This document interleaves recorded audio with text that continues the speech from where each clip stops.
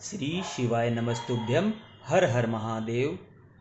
आइए भक्तजनों, छठे खंड के तीसरे अध्याय का प्रभु की कृपा से आनंद लेते हैं। नारद जी ने कहा, हे पिता, हरिकेश का आदि से अंत तक संपूर्ण वृत्तांत आप मुझे सुनाने की कृपा करें। ब्रह्मा जी बोले, हे नारद, किसी समय में रत्नभद्र मुनि नामक यक्षपति गंधमादन पर्वत पर रहा करता था। उसका परिवार बहुत बड़ा था तथा सभी सुख सामग्री उसके घर में उपस्थित थी। वह सब यक्षों का राजा था। वह परम सुंदर तथा महातेजस्वी था। वह शिव जी की भक्ति में सदैव संलग्न रहता था। उसकी पत्नी परम पवित्र परम पतिव्रता थी। रत्नभद्र की भी उससे बहुत स्नेह करता था। दोनों पति पत्नी संसार की भलाई के निमित्त शुभ कार्य करते थे और उससे शिवजी को प्रसन्न रखते थे। वे साधु संतों को शिवजी के समान समझकर उनकी सब प्रकार से सेवा किया करते थे। वे प्रतिदिन पार्थिव पूजन करते, भस्म लगाते, रुद्राक्ष की माला धारण करते तथा शिवजी का भजन करते रहते थे।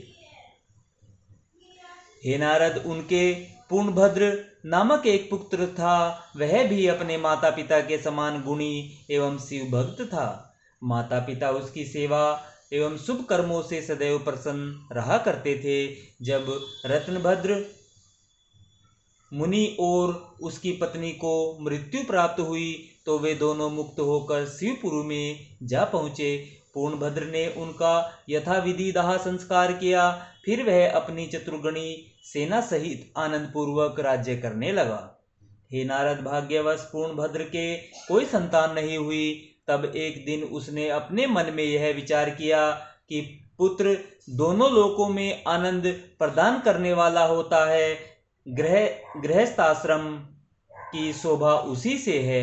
वही अपने माता पिता का स्वर्ग में पहुंचाता है और वही दुख सागर में डूबे हुए माता पिता को नाव के समान होता है। बिना पुत्र के किसी भी उपाय द्वारा वंश नहीं चलता। अस्तु, जब तक पुत्र की प्राप्ति न हो तब तक मेरा जीवन व्यर्थ है। हे नारद, इस प्रकार पुत्र की चिंता में पड़ने से उसका संपूर्ण आनंद दुख में बदल गया और उसे सभी पदार्थ अशुभ तथा व्यर्थ से प्रतीत होने लगे।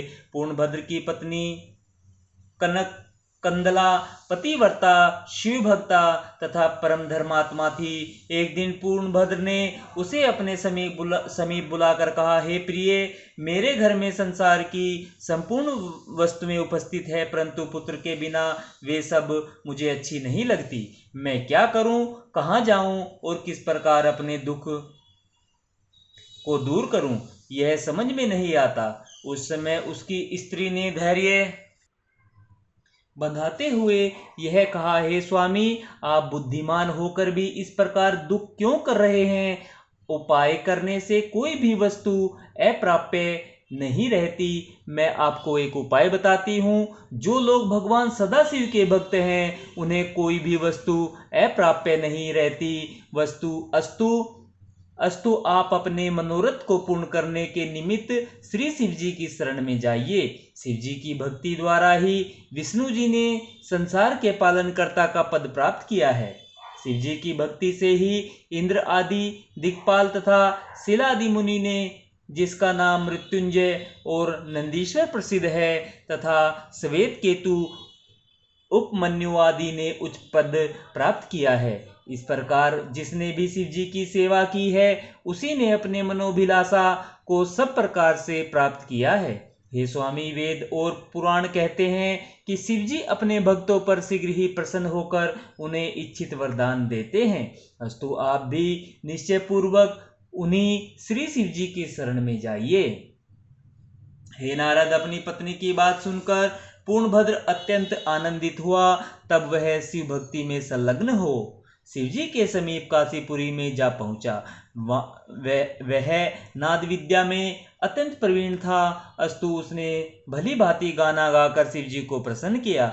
उसने 21 मूर्छना 551 ताने तथा अनेक शाखाओं से युक्त 12 श्रुति वेद शिवजी को सुनाए। उसके गायन को सुनकर शिवजी अत्यंत प्रसन्न हुए और बोले, हे पूर्णभद्र, हम तुम पर बहुत प्रसन्न हैं। अब तुम्हारी जो इच्छा हो वह वरदान हमसे मांग लो। यह सुनकर पूर्णभद्र शिवजी के चरणों का ध्यान धरकर उनकी स्तुति प्रशंसा करने लगा।